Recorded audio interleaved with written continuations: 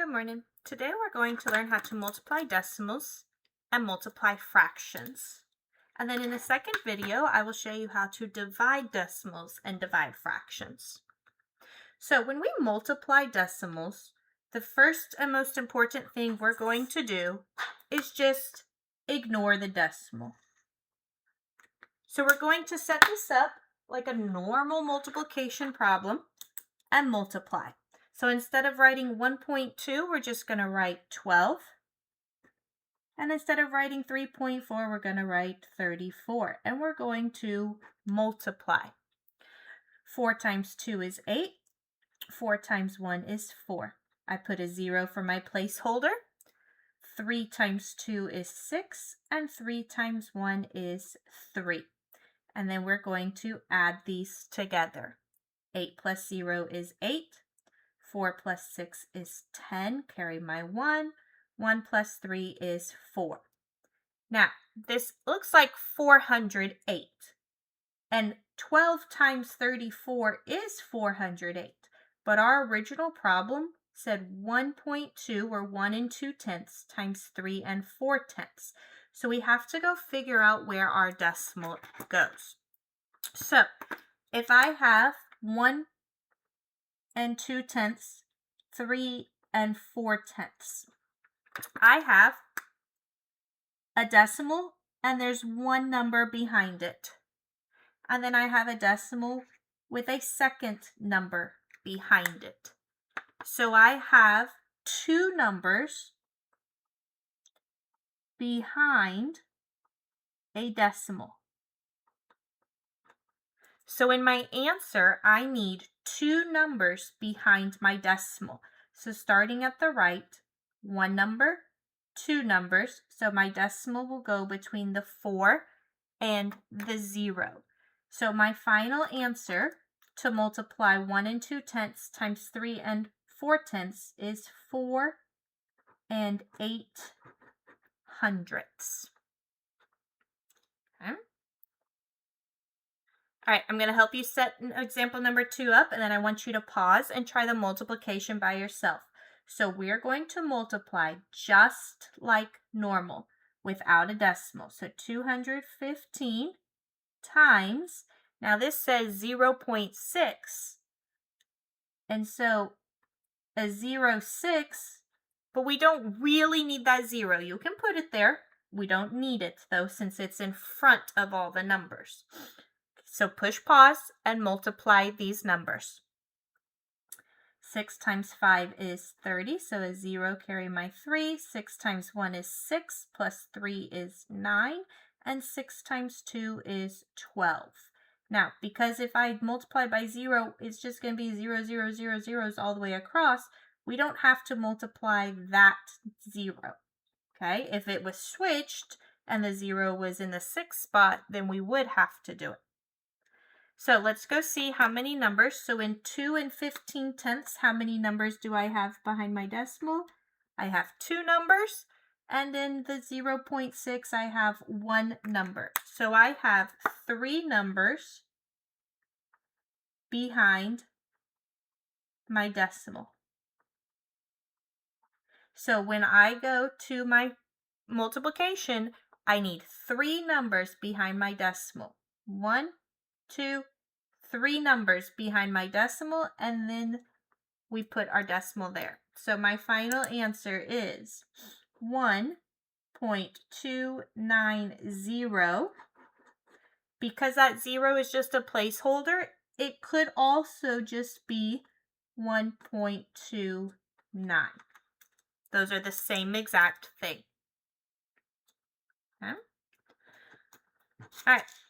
Micah swam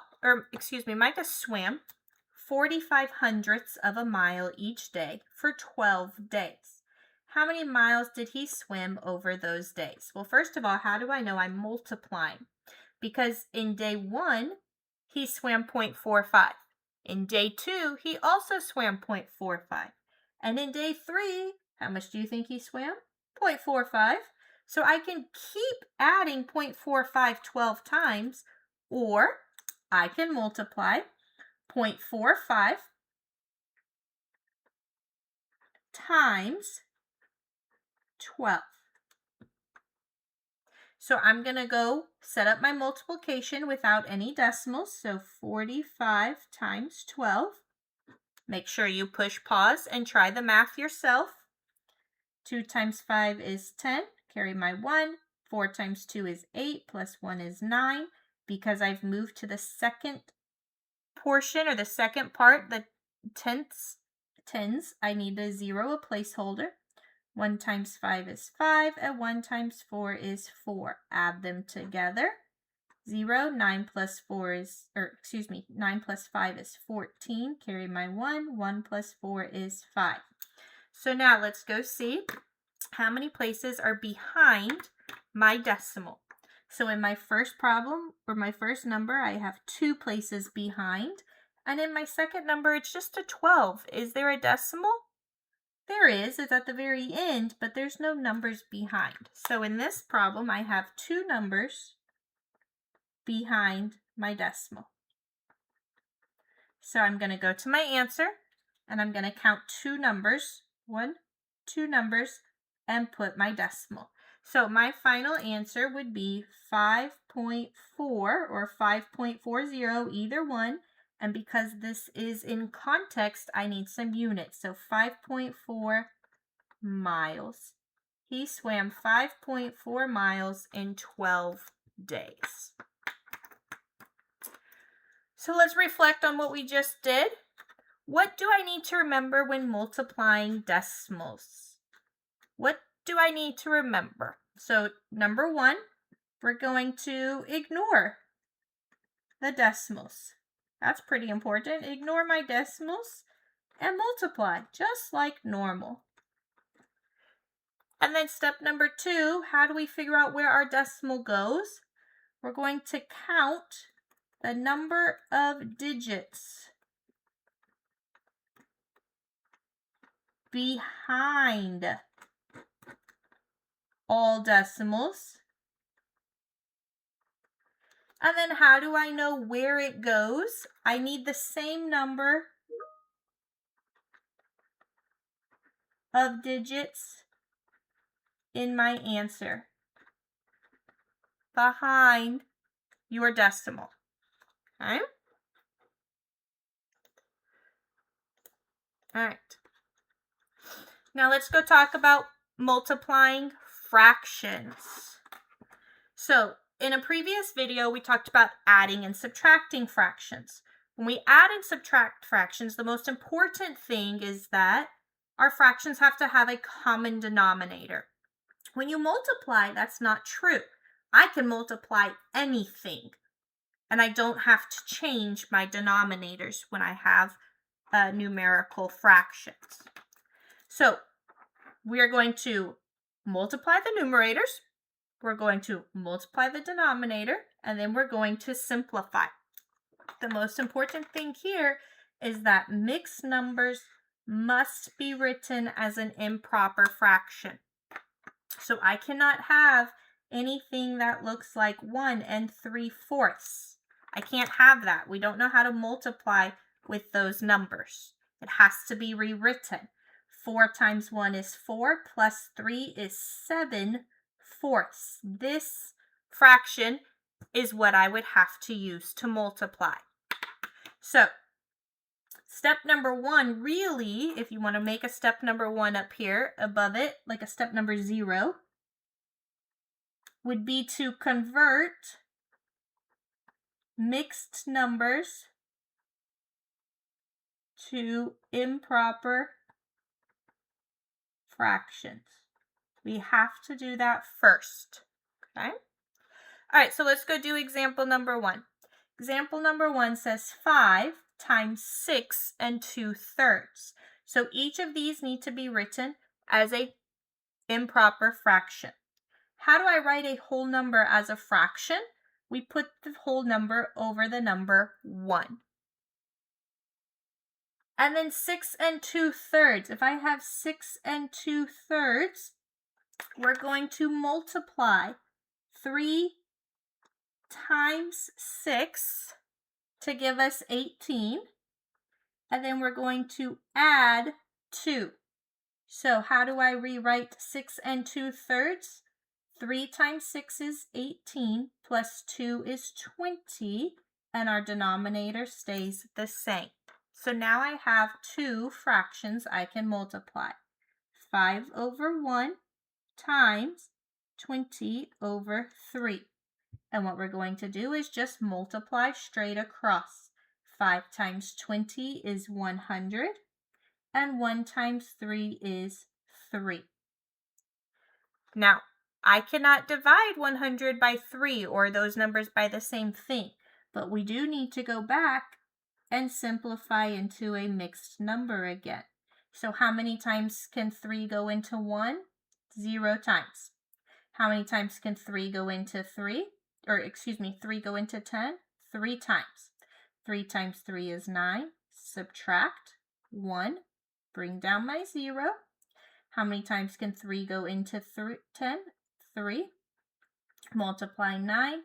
Subtract, and 1. When I write my answer, we don't want a decimal. We want to keep it a fraction. This is my whole number. My remainder is my part, or my remainder. And then the number I divided by is still my denominator. So how do I write my final answer? My whole number is 33. And I have 1 out of 3 parts remaining. All right, let's go to example number 2. I want you to pause the video and change both of these to improper fractions. So pause your video and try to change those to improper fractions. 3 1/4 changes to 4 times 3 is 12, plus 1 is 13, and my denominator stays a 4. 4 1/2. 4 times 2 is 8, plus 1 is 9, and my denominator stays the same. So now I have 13 over 4 times 9 over 2. 13 over, or we're going to multiply straight across. If I don't know what 13 times 9 is, then I can come over here and do it. 13 times 9. 9 times 3 is 27. 9 times 1 is 9, plus 2 is 11. So 117. And then 4 times 2 is 8. This is an improper fraction, so we're going to have to go change it to a mixed number. How many times can 8 go into 11? 1 time is 8. Subtract, and I get 3. Bring down my 7. How many times can 8 go into 37? 4 times. 4 times 8 is 32. Subtract, and I get 5. So remember, I have my whole number, my part, and my denominator. So my answer is going to be 14 and 5 out of 8 remaining. All right, last example. There was 5/8 of a pizza remaining. If Becca ate 2/3 of the remaining pizza, what fraction of the whole pizza did she eat? There was 5/8 of a pizza remaining. So she had a pizza and 5 out of 8 pieces were still there. If Becca ate 2/3 of this pizza, then what fraction did she eat? So she has 5/8 and she ate 2/3 of it. Do I need to change my fractions? No, none of them are mixed numbers. They are exactly how they're supposed to be. So all we're going to do is multiply straight across. 5 times 2 is 10, and 8 times 3 is 24. This is a proper fraction, meaning that my numerator is smaller than my denominator. So we're not going to go do this. All we're going to ask is, can I simplify? What number can I divide 10 and 24 both by? I can divide them both by 2. 10 divided by 2 is 5, and 24 divided by 2 is 12. Can I divide that by any other number? No, so she ate 5/12 of a pizza. All right, in closing real quick, what do I need to remember when multiplying fractions? What is important about multiplying fractions? Number one, you must convert to improper fractions. I cannot have mixed numbers. Number two, I just multiply straight across. And then number three, I'm either going to simplify, which is what we did in example 3, we simplified, or convert to a mixed number.